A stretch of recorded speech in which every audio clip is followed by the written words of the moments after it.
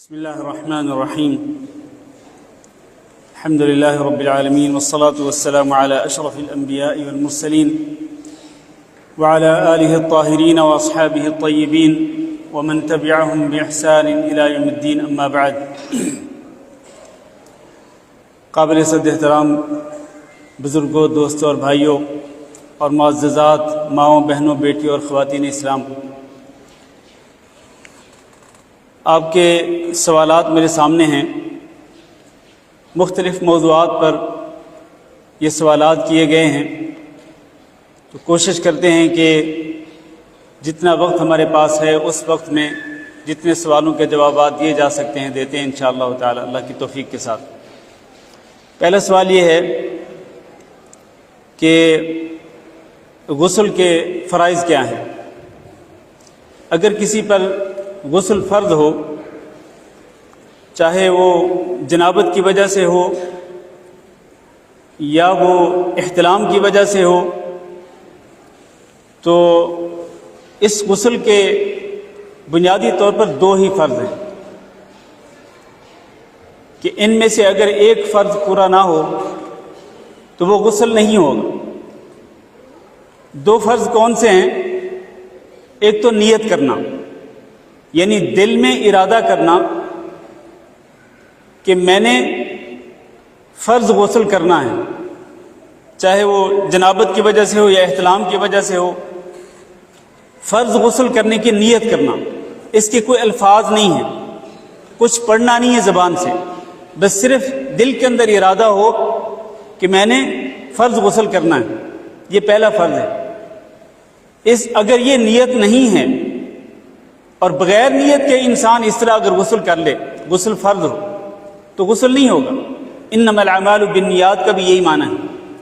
دوسرا فرض یہ ہے کہ پورے جسم پر پانی بہایا جائے، جسم کو مل کر دھویا جائے اور پورے جسم پر پانی بہایا جائے،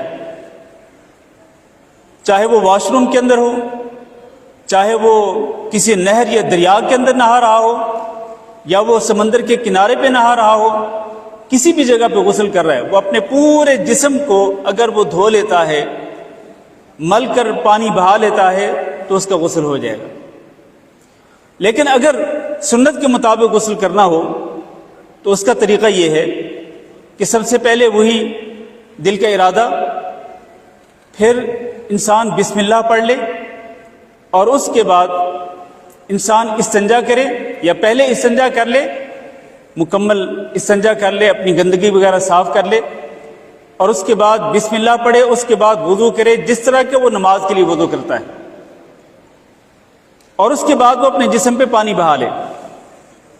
اگر وہ اس طرح کرتا ہے کہ جب اس نے اپنے سر پہ مسح کرنا ہے تو چلو بھر کے پہلے اپنی دائیں طرف ڈال لے، پھر اپنی بائیں طرف ڈال لے، پھر اپنے سر کے اوپر ڈال لے، اور اس کے بعد غسل شروع کر دے اور پاؤں آخر میں دھو لے۔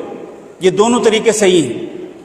وضو اس طرح کرے جس طرح نماز کے لیے مکمل وضو، یا پھر اس طرح چلو بھر کے اپنے سر پہ ڈال لے جس طرح میں نے ابھی بتایا، اور پھر غسل کر لے، مکمل جسم کو دھو لے، اور اس کے بعد آخر میں وہ اپنے پاؤں دھو لے۔ تو اس طرح سے یہ غسل جو ہے وہ ٹھیک ہو جائے گا۔ کسی نے لکھا ہے کہ اگر ماں باپ پسند کی شادی کرنے پر اعتراض کریں تو پھر ہمیں کیا کرنا چاہیے؟ دیکھیں، آج کل مسئلہ یہ ہے کہ افراط و تفریط ہے، اولاد کی طرف سے بھی اور والدین کی طرف سے بھی۔ اولاد یہ سمجھتی ہے کہ ہم آزاد ہیں اور ہم جیسے چاہیں، جس طرح چاہیں، جس سے چاہیں ہم شادی کریں، چاہے وہ بیٹیاں ہوں چاہے وہ بیٹے ہوں۔ اور والدین جو ہیں وہ بعض اوقات بہت زیادہ سختی کرتے ہیں کہ یہ کیسے ہو سکتا ہے کہ ہماری اولاد ہماری مرضی کے بغیر شادی کرے، ہمارا بیٹا، ہماری بیٹی۔ تو یہ افراط و تفریط دونوں طرف سے نہیں ہونی چاہیے۔ اسلام کے اندر نہ تو پسند کی بالکل نفی کی گئی ہے، اور نہ ہی یہ ہے کہ والدین اپنی مرضی ٹھونسیں اور اولاد کی شادی وہ زبردستی کریں۔ یہ دونوں چیزیں درست نہیں ہیں۔ پسند کی بھی ویلیو ہے لیکن اپنے والدین کو اعتماد میں لے کر والدین کی رضامندی کے ساتھ شادی کرنی چاہیے. اور خاص طور پر جہاں تک لڑکی کا تعلق ہے تو لڑکی تو بغیر اپنے سرپرست کی اجازت کے نکاح کر ہی نہیں سکتی ہے، اس لیے کہ نبی صلی اللہ علیہ وسلم کے شاد گرامی ہے کہ لا نکاح الا بولی، نکاح نہیں ہوتا مگر ولی کی اجازت کے ساتھ. اور ایک حدیث میں یہ بھی ارشاد فرمایا کہ جو عورت بغیر ولی کی اجازت کے نکاح کرتی ہے اس کا نکاح باطل ہے، اس کا نکاح باطل ہے، اس کا نکاح باطل ہے. تو لڑکی کے حوالے سے تو بالکل کلیئر واضح بات ہے کہ لڑکی اپنی مرضی سے اپنے سرپرست کی اجازت کے بغیر کسی بھی جگہ پہ وہ نکاح نہیں کر سکتی، کرے گی تو اس کا نکاح باطل ہوگا. اس سے آپ یہ بھی سمجھ سکتے ہیں کہ آج کل جو کورٹ میرج ہوتی ہے سرپرست کی اجازت کے بغیر، شریعت کے اندر، اسلام کے اندر اس کورٹ میرج کی کوئی حیثیت نہیں ہے. ہاں اگر کچھ مجبوری کی صورتحال ہو تو مجبوری کے احکامات الگ ہوتے ہیں، ورنہ نارمل یہ ہے کہ لڑکی اپنی سرپرست کی اجازت کے بغیر نکاح نہیں کر سکتی. لڑکا جو ہے، لڑکے کے لیے سرپرست کی اجازت ضروری نہیں ہے، لیکن کم از کم یہ بات تو ضروری ہے کہ وہ اپنے والدین کی اطاعت کرے، خصوصاً اپنے باپ کی اطاعت کرے، فرما برداری کرے. تو والدین کی رضامندی، اچھا والدین وہ جنہوں نے آپ کو پالا پوسا، آپ کی پرورش کی. ابھی آپ محترم شاہ صاحب سے والدین کے حوالے سے سن رہے تھے کہ اسلام کے اندر والدین کی کیا حیثیت ہے.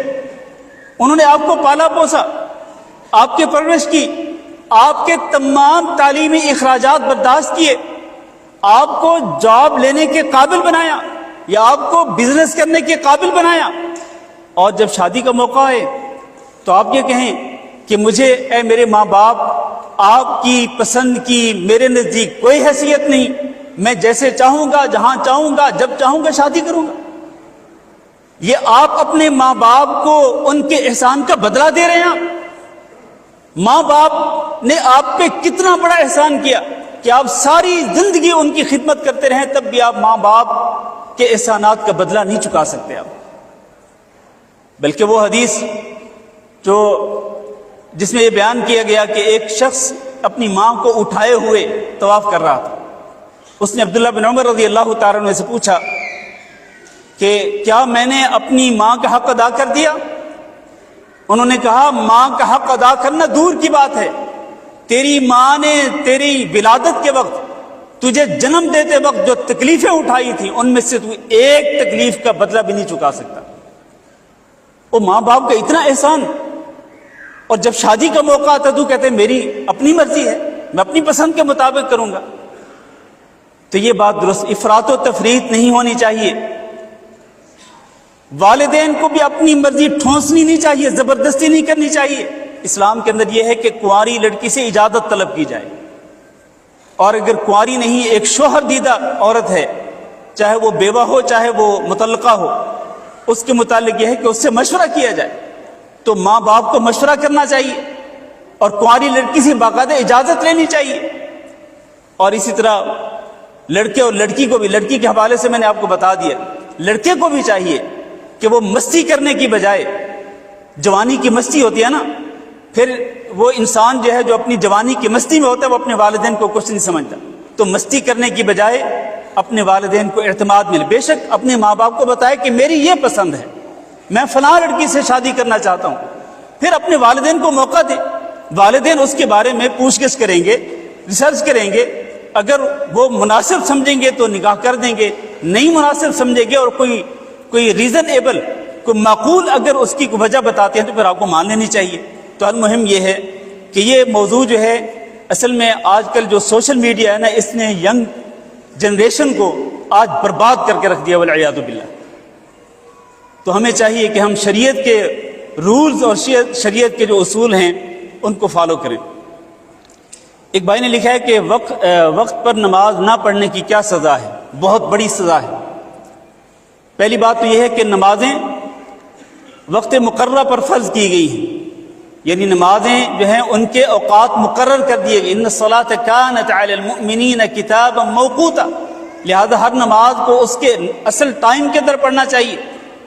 اور جہاں تک ان لوگوں کا تعلق کہ جو نمازوں کو ان کے اوقات سے لیٹ کرتے ہیں، بر وقت نمازیں نہیں پڑھتے، اللہ نے انہی کے بارے میں ارشاد فرمایا کہ فویل للمصلین الذین هم عن صلاتهم ساہون، یہ ہے وہ سزا جس کا آپ نے سوال کیا۔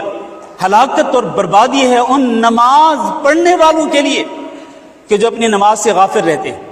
نماز سے غافل رہنے کا ایک معنی یہی ہے کہ وہ نماز کے اصل وقت کا خیال نہیں کرتے، نماز کے وقت کی پابندی نہیں کرتے، بلکہ من مانی جب چاہا پڑھ لی اور نہیں دل چاہا تو نہیں پڑھی۔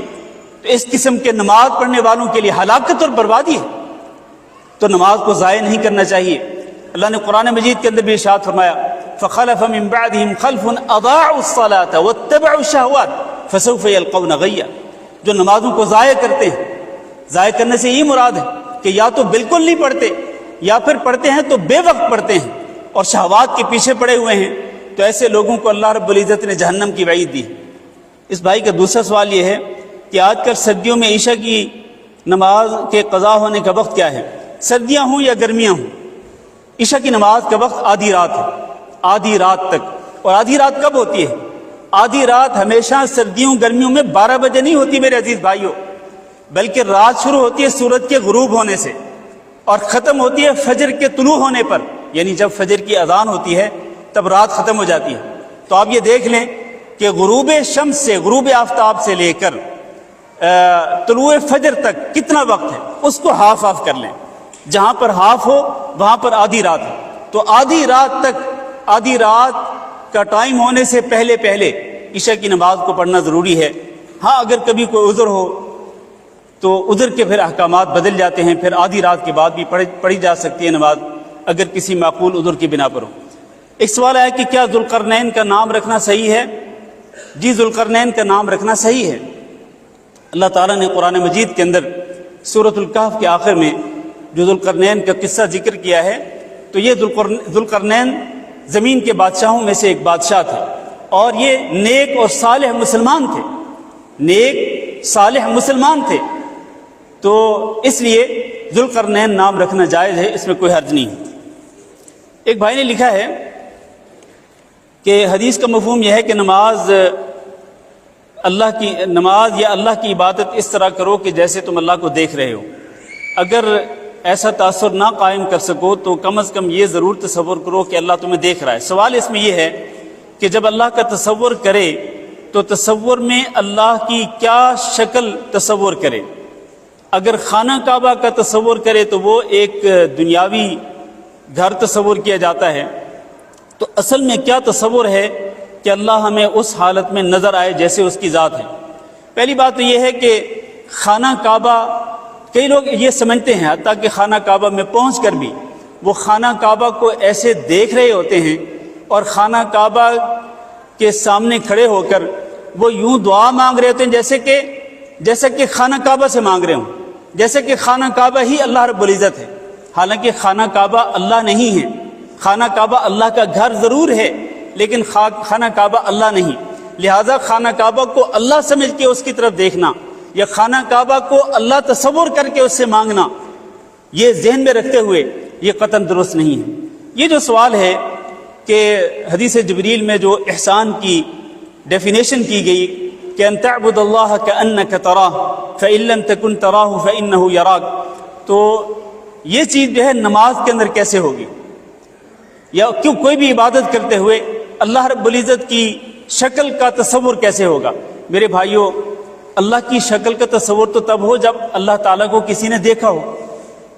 ہمارے نبی حضرت محمد صلی اللہ علیہ وسلم جو کہ امام الانبیاء ہے، سید الرسل ہیں، حضرت محمد صلی اللہ علیہ وسلم، آپ صلی اللہ علیہ وسلم جب معراج پر جاتے ہیں تو بعض لوگوں کا یہ نظریہ ہے کہ اللہ رب العزت کو نبی صلی اللہ علیہ وسلم نے اپنی آنکھوں سے دیکھا تھا، اور یہ عقیدہ بالکل درست نہیں ہے۔ نبی صلی اللہ علیہ وسلم نے اپنی آنکھوں سے اللہ رب العزت کو نہیں دیکھا، نہ معراج کے موقع پر نہ کسی اور موقع پہ۔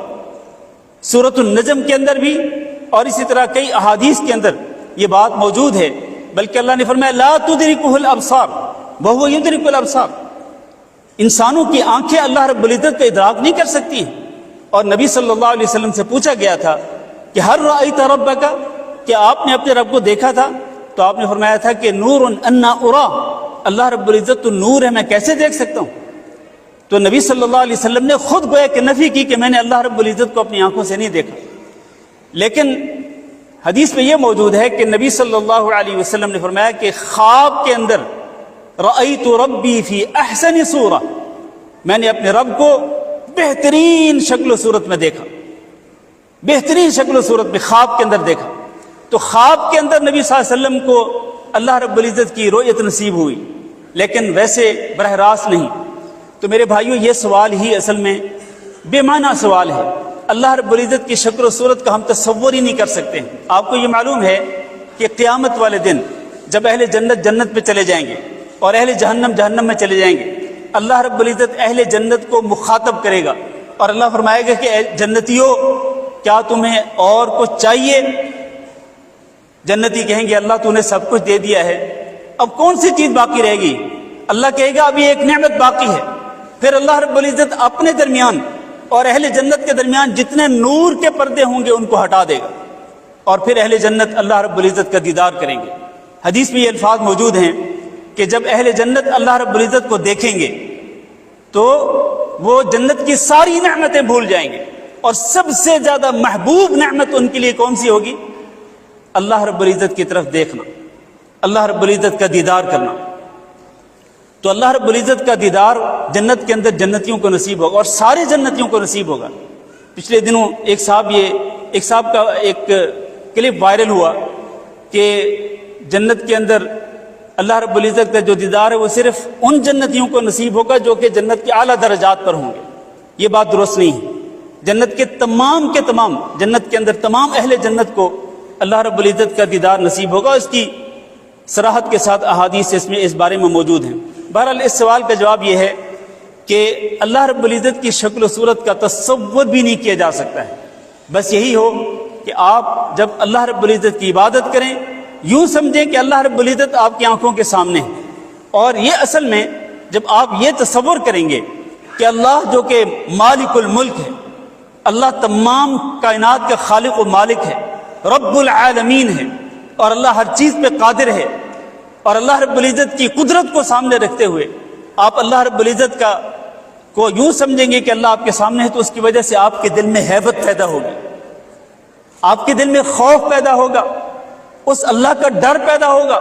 وہ اللہ آپ دیکھیں نا ذرا، وہ اللہ جو کہ اپنی ذات کے اعتبار سے اپنے عرش پہ مستوی ہے.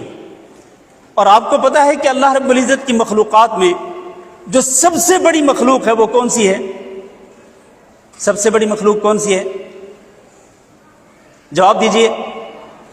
اللہ رب العزت کی مخلوقات میں سب سے بڑی مخلوق کون سی ہے؟ عرش باری تعالی، جو سب سے اوپر ہے. یہ 7 آسمانوں کے اوپر ایک سمندر، اور اس کے اوپر اللہ رب العزت کی کرسی، بلکہ پہلے کرسی ہے، اس کے بعد سمندر، اور اس کے بعد کان عرشہ علی الماء. اس سمندر کے اوپر جو ہے وہ عرش باری تعالی ہے.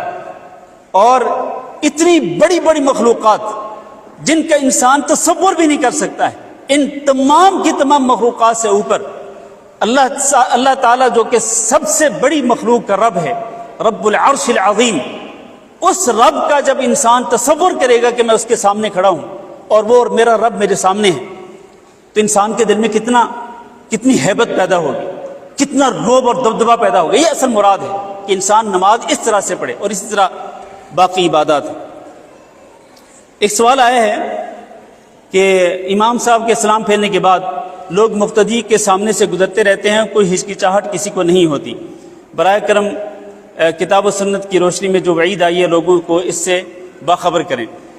سب سے پہلی بات یہ ہے کہ نمازی جب نماز پڑھے اکیلا ہو، اور اسی طرح اگر امام ہو تو اس کو چاہیے کہ اپنے سامنے ستھرا رکھے. اکیلا ہو تب بھی، امام ہو تب بھی. جہاں تک مقتدیوں کا تعلق ہے تو مقتدیوں کا ستھرا وہی ہوتا ہے جو امام کا ہوتا ہے. لہذا نماز کے دوران یعنی جماعت کے دوران اگر کوئی شخص مقتدیوں کے سامنے سے گزرتا ہے، صفوں کے بیچ میں سے، یہ جائز ہے، اس میں کوئی حرج نہیں. لیکن امام کے سامنے سے نہیں گزر سکتا اگر امام نے ستھرا رکھا ہو. جہاں تک یہ سوال ہے کہ امام کے سلام پھیرنے کے بعد مقتدی نماز جن کی نماز باقی ہوتی ہے یا جو سنتیں پڑھنا شروع کر دیتے ہیں تو کئی لوگ بلا دھڑک ان کے سامنے سے گزرتے ہیں. دیکھیں نبی صلی اللہ علیہ وسلم کا فرمان ہے کہ کوئی بندہ نمازی کے سامنے گزرنے سے پہلے اگر وہ 40 سال یا 40 مہینے یا 40 دن تک اگر وہ وہاں رکا رہتا اور نمازی کے سامنے سے نہ گزرتا، یہ اس کے لیے بہتر تھا اس سے کہ وہ نمازی کے سامنے سے گزرتا. اس سے آپ اندازہ کر سکتے ہیں کہ کتنا یہ سنگین معاملہ ہے. بلکہ نبی صلی اللہ علیہ وسلم نے یہ بھی ارشاد فرمایا کہ جب ایک بندہ سترہ رکھ کے نماز پڑھ رہا ہو اور کوئی بندہ آپ نمازی کے درمیان اور سترے کے درمیان سے گزرنا چاہے تو اس کو روکے ہاتھ کے اشارے سے، نہیں رکتا تو اس کو سختی سے پیچھے دھکیل دے. اور آپ نے فرمایا کہ یہ شخص شیطان ہے کہ جو سترے اور نمازی کے درمیان سے گزر رہا ہے. تو لہٰذا حتی الامکان کوشش کرنی چاہیے کہ نمازیوں کے سامنے نہ گزرا جائے. ایک سوال ہے کہ کیا حالت حمل میں دی گئی طلاق جو ہے وہ ہو جاتی ہے؟ جی، حالت حمل میں دی گئی طلاق ہو جاتی ہے. حمل کی حالت میں عورت، آپ کی بیوی حاملہ ہو اور حمل کی حالت میں آپ اگر اپنی بیوی کو طلاق دیں گے وہ طلاق ہو جائے گی. بس یہ ہے کہ اس کی عدت کتنی ہوگی. وَأُولَاتُ الْأَحْمَالِ أَجَلُهُنَّ أَن يَضَعْنَ حَمْلَهُنَّ. پھر اس عورت کی جو عدت ہے جس کو حمل کی حالت میں طلاق ملی، اس کی عدت 3 پیریڈز نہیں ہوگی بلکہ اس کی عدت جو ہے وہ کیا ہوگی؟ وضع حمل. یعنی جب تک وہ اپنے پیٹ میں جو بچہ یا بچی جو بھی موجود ہے جب تک وہ اس کو جنم نہیں دیتی تب تک اس کی عدت جو باقی رہے گی. چاہے وہ 9 مہینے پورے گزر جائیں، 8 مہینے گزر جائیں، 4 مہینے گزر جائیں، جب تک حمل ختم نہیں ہوگا، یعنی بچے کی پیدائش جب تک نہیں ہوگی تب تک وہ عدت ختم نہیں ہوگی. ایک سوال یہ آیا ہے کہ کیا گروی رکھی ہوئی چیز مثلا مکان، دکان یا زمین سے فائدہ یعنی کرایہ وغیرہ اٹھانا جائز ہے یا نہیں؟ قطعاً جائز نہیں. اگر آپ نے کسی کو قرضہ دیا ہے اور گارنٹی کے طور پر اس نے آپ کو اپنا مکان دے دیا، دکان دے دی یا زمین دے دی، اب آپ اس مکان سے یا اس دکان سے یا اس زمین سے فائدہ نہیں اٹھا سکتے. آپ اگر اس سے فائدہ اٹھائیں گے، مثلا آپ اس مکان کو کرائے پہ چڑھا دیتے ہیں یا وہ دکان رینٹ پہ دے دیتے ہیں اور وہ رینٹ آپ اپنی جیب میں ڈال لیتے ہیں، تو یہ بعین ہی سود ہے. کیونکہ یہ آپ قرض کے بدلے میں آپ نے قرض دیا اور قرض کے بدلے میں آپ اس مکان کا جو کہ گروی کے طور پر آپ کے پاس رکھا گیا یا دکان ہے یا جو بھی ہے اس کا کرایہ آپ لے کر اپنی جیب میں ڈالتے ہیں اور آپ خود اس کو استعمال کرتے ہیں. تو یہ کیا ہے؟ یہ بعین ہی سود ہے، لہذا یہ جائز نہیں ہے. دوسرا سوال یہ ہے کہ کیا زرعی زمین سالانہ ٹھیکے پر دینا یا لینا جائز ہے یا نہیں؟ ابھی پچھلے دنوں آپ نے دیکھا ہوگا سوشل میڈیا پہ ایک معروف اسکالر ہیں، ان کے ایک ویڈیو کلپ جو ہے وہ وائرل ہوا جس میں وہ کہہ رہے ہیں پوری صراحت کے ساتھ کہ زمین کا ٹھیکہ لینا حرام ہے یا زمین کو ٹھیکے پہ دینا حرام ہے. میرے بھائیوں، زمین کو ٹھیکے پہ دینے کی ایک جائز صورت اور ایک ناجائز صورت ہے.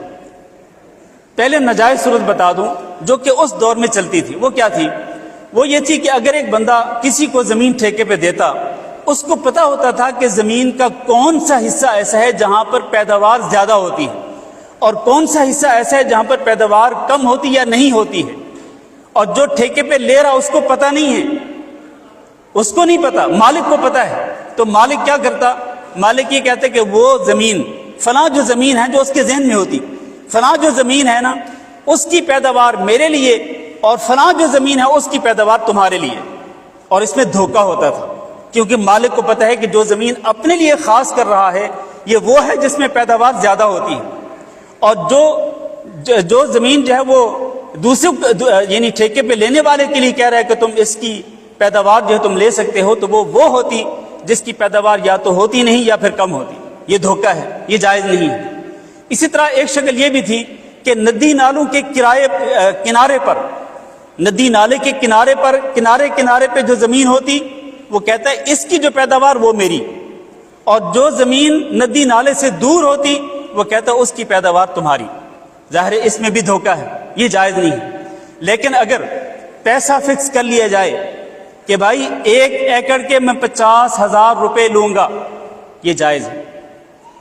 یہ میں 50,000 ویسے مثال کے طور پہ دے رہا ہوں، کمی بیشی اپنے اپنے علاقے کے مطابق یا زمین کی ویلیو کے مطابق وہ ہر جگہ پہ ریٹ الگ الگ ہو سکتا ہے، تو یہ جائز ہے، پیسہ فکس ہو، یا پھر زمین کی آمدنی میں سے فکس کر لیا جائے کہ بھائی اس میں جو گندم ہوگی نا اس میں سے 100 کلو گندم میری، باقی تمہاری، یہ بھی جائز ہے، اس میں کوئی حرج نہیں ہے۔ تو اس طرح معلوم چیز ہو، مضمون چیز ہو، گارنٹیڈ چیز ہو، اس کے بدلے میں زمین جو ہے وہ ٹھیکے پہ دینا جائز ہے۔ یہ ایک لمبا سوال ہے، اس کا خلاصہ یہ ہے کہ ایک بھائی جو ہے نا وہ یہ کہہ رہا ہے کہ ہم نے اپنے حصے کی زمین بیچ کر اپنی بہن کی شادی کی، اچھا پھر وراثت میں جو زرعی زمین تھی اس میں سے بھی بہن کا جو حصہ تھا اس کو دے دیا، لیکن جو والد کا گھر تھا جو وراثت میں ہمیں ملا، تو اب وہ جو میری بہن ہے، یہ بھائی لکھ رہے ہیں کہ میری بہن جو ہے وہ والد کے گھر میں سے بھی حصہ مانگ رہی ہے۔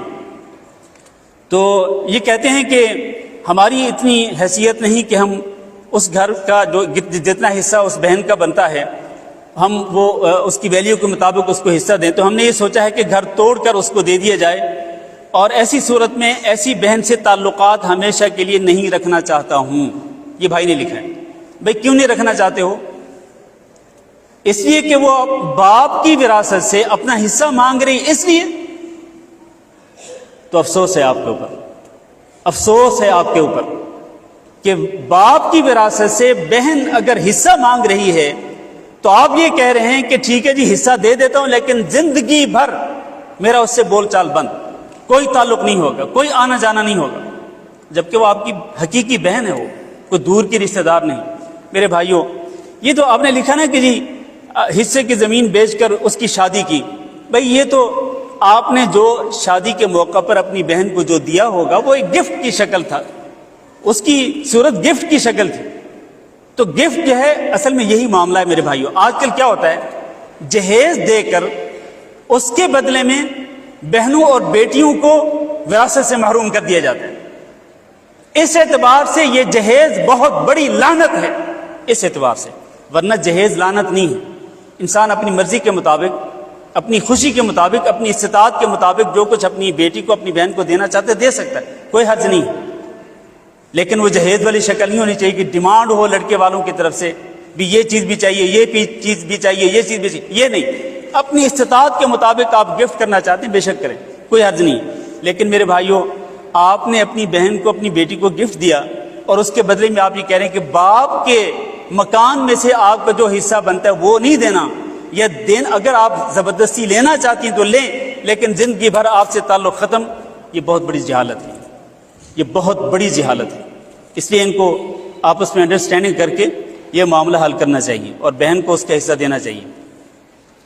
ایک سوال یہ آیا کہ ہمارے 3 بچے ہیں، 1 لڑکا 2 لڑکی، ایک بیٹی اسپیشل ہے، وہ نہ بول سکتی ہے نہ دنیا آخرت میں اس کو کچھ دنیا آخرت کی کچھ سمجھ ہے، تو اس کی وراثت کیسے تقسیم کریں گے؟ باقی 2 بچے ٹھیک ہیں۔ دیکھیں یہ جو اسپیشل بیٹی ہے، اب یہ تو ڈیپینڈ کرتا ہے نا کہ کس کی موت کب آتی ہے۔ اگر ماں باپ کی موت پہلے آتی ہے تو ماں باپ کی وراثت سے اسپیشل بیٹی کا بھی حصہ نکالا جائے گا۔ اسپیشل بیٹی اگر وہ معذور ہے تو معذور ہونے کی وجہ سے اس کو اس کے حصے سے محروم نہیں کیا جا سکتا۔ البتہ یہ ہے کہ جب اس کا حصہ اس کا نکالا جائے گا تو اس کا حصہ اس کے لیے کون استعمال کرے گا؟ اس کا جو سرپرست ہوگا، والد کی وفات کے بعد اس کا بھائی ہے یا اس کا چچا ہے، اس کا ماموں جو بھی ہیں، تو وہ اس کی مصلحت پر، اسی کے مفاد کے لیے اس کے حصے کو اس پر خرچ کریں گے، لیکن اس کو اس کے حصے سے محروم نہیں کیا جا سکتا۔ لیکن اگر سائل کا سوال یہ ہے کہ اس کی وراثت کیسے تقسیم کریں گے، یعنی اگر یہ لڑکی خود فوت ہو جاتی ہے اور لڑکی کے نام پہ کوئی زمین ہے، کوئی اس کا بینک بیلنس ہے، کوئی پراپرٹی ہے، کچھ بھی ہے، تو ظاہر ہے جب یہ لڑکی فوت ہوگی تو اس کی وفات کے وقت جو ورثاء ہوں گے، اگر اس کے ماں باپ زندہ ہیں ان کا بھی حصہ نکلے گا، چھٹا حصہ، اگر اس کے بہن بھائی ہیں تو ان کا بھی حصہ نکلے گا۔ تو بہرحال یہ ڈیپینڈ کرتا ہے کہ کون کب وفات پاتا ہے، اور وراثت کے احکام وفات کے بعد ہی لاگو ہوتے ہیں۔ ایک بھائی نے لکھا کہ بچے آج کل والدین کی بجائے اپنے دوستوں کی باتیں زیادہ مانتے ہیں، اس بارے میں بچوں کو کچھ نصیحت فرمائیں۔ دیکھیں بس ایک جملہ ہے بچوں کے لیے کہ آپ کے سب سے زیادہ خیر خواہ دنیا میں، پوری دنیا کے اندر سب سے زیادہ اور سب سے بڑے خیر خواہ آپ کے کون ہیں؟ آپ کے ماں باپ ہیں۔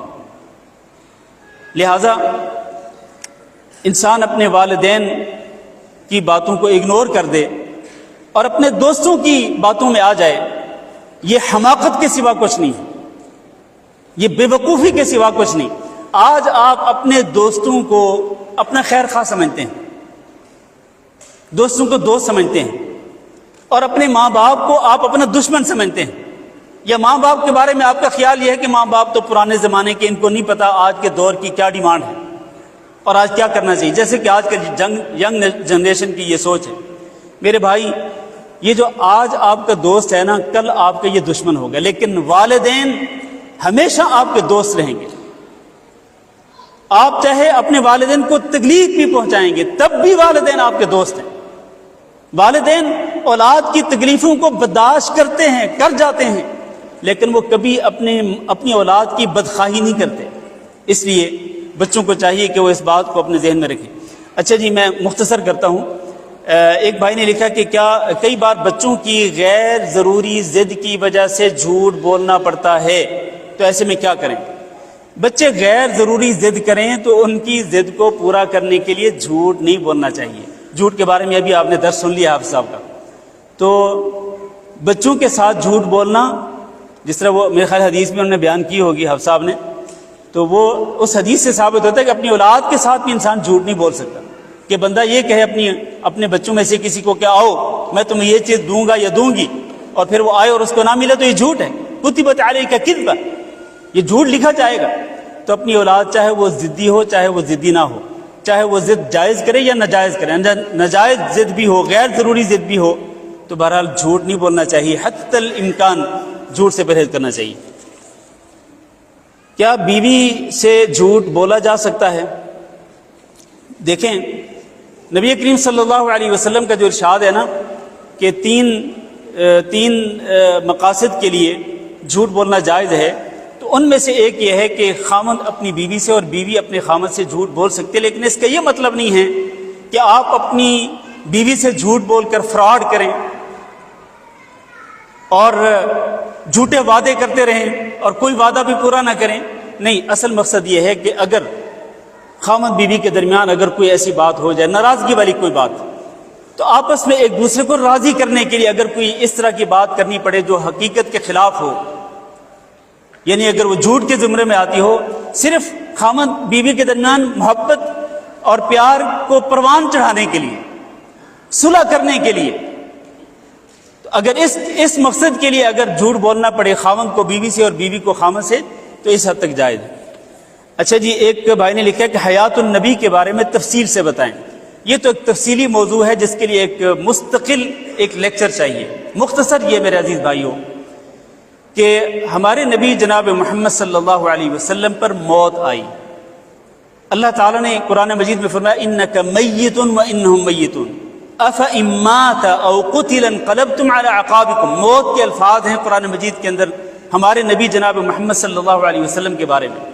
جب آپ وفات پا گئے اور حضرت عمر بن خطاب رضی اللہ تعالیٰ عنہ اپنے جذبات پہ قابو نہیں رکھ پائے، حضرت ابوبکر صدیق رضی اللہ تعالیٰ عنہ آئے اور انہوں نے نبی صلی اللہ علیہ وسلم کی پیشانی مبارک کا بوسہ لیا، تو انہوں نے نبی صلی اللہ علیہ وسلم کی موت کا باقاعدہ اعلان کیا تھا، موت کا باقاعدہ اعلان کیا تھا۔ تو نبی صلی اللہ علیہ وسلم پر موت آئی، موت سے انکار نہیں، اور ہمارا یہ عقیدہ ہے کہ سب سے افضل موت، سب سے بہتر موت ہمارے نبی جناب محمد صلی اللہ علیہ وسلم کو نصیب ہوئی۔ اور جہاں تک قبر کا تعلق ہے، یہ بھائی نے حوالہ دیا ہے وہ شہداء کے بارے میں کہ اللہ نے فرمایا کہ بل احیاء، تو بھائی بل احیاء کے بعد یہ بھی ہے کہ ولکن لا تشعرون، شہداء اگر زندہ ہیں تو ان کی زندگی کس قسم کی ہے آپ کو ان کی زندگی کا شعور نہیں ہے۔ لہذا یہ جو برزخی زندگی ہے نا، برزخی زندگی کے متعلق ہم صرف اور صرف وہ چیز بیان کر سکتے ہیں یا وہ کہہ سکتے ہیں یا وہ عقیدہ رکھ سکتے ہیں جو قرآن اور حدیث میں بیان کیا گیا ہے، ورنہ اپنی طرف سے جس طرح کہ بعض لوگوں کا عقیدہ ہے کہ نبی صلی اللہ علیہ وسلم اپنی قبر مبارک کے اندر بھی ویسے ہی زندہ ہیں جیسا کہ نبی صلی اللہ علیہ وسلم دنیا کے اندر زندہ تھے، آپ کی برزخی زندگی اور دنیاوی زندگی کے اندر کوئی فرق نہیں، تو یہ عقیدہ قرآن و حدیث سے ثابت نہیں ہے۔ نبی صلی اللہ علیہ وسلم اپنی قبر کے اندر زندہ ہیں، وہ زندگی کس قسم کی ہے ہمیں شعور نہیں، ہمیں اس زندگی کی حقیقت کا نہیں پتہ، لیکن ہم یہ مانتے ہیں کہ نبی کریم صلی اللہ علیہ وسلم پردہ نہیں فرما گئے، آپ وصال نہیں فرما گئے، بلکہ آپ پر موت آئی، موت آنے کے بعد آپ کو باقاعدہ غسل دیا گیا، کفن پہنایا گیا، اور آپ صلی اللہ علیہ وسلم کو دفنایا گیا قبر کے اندر۔ تو موت کا انکار نہیں ہے، لیکن موت کے مرنے کے بعد نبی کریم صلی اللہ علیہ وسلم کی تدفین کے بعد آپ کی زندگی کیسی ہے، جس کے بارے میں اللہ نے فرمایا لا کہ لا تشعرون، ہمیں اس کی حقیقت کا شعور نہیں، ہم صرف وہی چیز کہہ سکتے ہیں، بیان کر سکتے ہیں جس کا ذکر قرآن و حدیث کے اندر ہے۔ اچھا جی، ایک بھائی نے لکھا ہے، بس آخر میں 2-3 سوال رہ گئے، کہتے ہیں ہمارے گھر کے قریب مسجد ہے، اس مسجد میں جب مولوی صاحب دعا کرواتے ہیں تو کچھ شرکی الفاظ استعمال کرتے ہیں، جیسا کہ عبد القادر جیلانی سے مدد مانگنا، تو کیا اگر ہم اس مسجد کو چھوڑ کر کسی اور مسجد میں جمعہ پڑھ لیں تو ہم پر کوئی گناہ یا روز قیامت سوال تو نہیں ہوگا؟ میرے بھائی، اگر آپ کسی ایسے امام کے پیچھے نماز پڑھتے ہیں، چاہے وہ عام نماز ہو چاہے وہ جمعہ کی نماز ہو، جو کہ دعا کے اندر شرکی الفاظ بولتا ہے، اور وہ کہتا ہے کہ یا غوث اعظم مدد، یا عبد القادر جیلانی مدد، یعنی عبد القادر جیلانی رحمہ اللہ جو ہیں، ان کو، جن کے بارے میں لوگوں کا عقیدہ ہے کہ وہ غوث اعظم ہے، حالانکہ غوث اعظم صرف اللہ تعالیٰ ہیں، تو ان کے بارے میں عقیدہ رکھتے ہوئے کہ وہ غوث ہیں تو ان کو مدد کے لیے پکارتے ہیں۔ تو جو امام اس طرح کھلے الفاظ کے اندر شرک کرتا ہو، اس امام کے پیچھے نماز پڑھنا ہی جائز نہیں، اس کی اقتداء میں نماز نہیں پڑھ سکتے آپ۔ جو کھلے الفاظ کے اندر شرک کر رہا ہے اور غیر اللہ کو پکار رہا ہے، مردہ کو پکار رہا ہے، تو اس کے پیچھے نماز نہیں پڑھ سکتے۔ چاہے کہ آپ یہ سوال کریں کہ اگر ہم اس مسجد کو چھوڑ کر کسی اور مسجد میں جائیں گے تو کوئی گناہ تو نہیں ہوگا؟ کوئی گناہ نہیں ہو، آپ اس مسجد کو چھوڑ دیں اور اس مسجد میں جائیں جہاں پر کم از کم توحید پرست امام نماز پڑھائے، اور اس کا عقیدہ بھی توحید والا ہو، اور وہ شرک نہ کرتا ہو، شرک کی دعوت نہ دیتا ہو، تو اس کے پیچھے آپ نماز پڑھیں، یہی آپ کو کرنا چاہیے۔ یہ سوال ہے کہ کیا لغو کے کیا معنی ہیں؟ کیا یہ گناہ ہے؟ اسلام میں کن چیزوں، باتوں یا مشاغل کو لغو کہا گیا ہے؟ لغو سے بچنے کی فضیلت اور طریقہ کار بتائیے قرآن و حدیث کی روشنی میں۔ میرے بھائی، اللہ تعالیٰ نے سورۃ المومنون کے شروع میں ارشاد فرمایا قد افلح المؤمنون الذين هم في صلاتهم خاشعون والذين هم عن اللغو معرضون، کامیابی پا گئے وہ مومن جو کہ نمازوں کے اندر خشوع و خضوع اختیار کرتے ہیں، اور وہ خود لغو بات کرنا یا لغو کام کرنا تو دور کی بات، اگر کہیں پر لغو بیہودہ کام ہو رہا ہو تو وہاں سے وہ کیا کرتے ہیں؟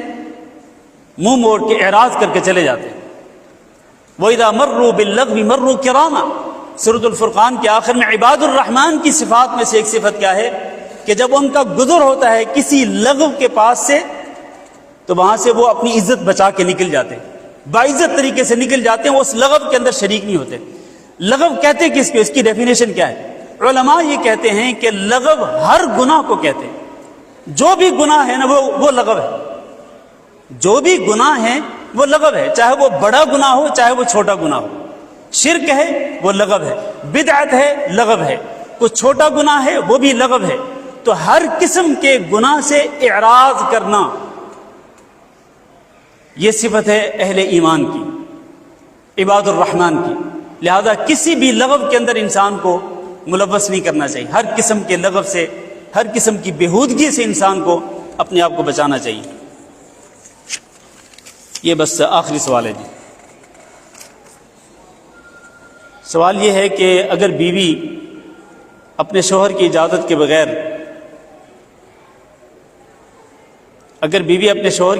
بغیر کہیں جاتی ہے بچوں کو لے کر 2-4 دنوں کے لیے، جبکہ اس کا شوہر بیرونی ملک میں روزی کے تعلق سے رہتا ہو، اس کے لیے اللہ کا کیا حکم ہے؟ میرے بھائی، کسی بھی بیوی کے لیے جائز نہیں کہ وہ اپنے خامن کی اجازت کے بغیر گھر سے باہر نکلے۔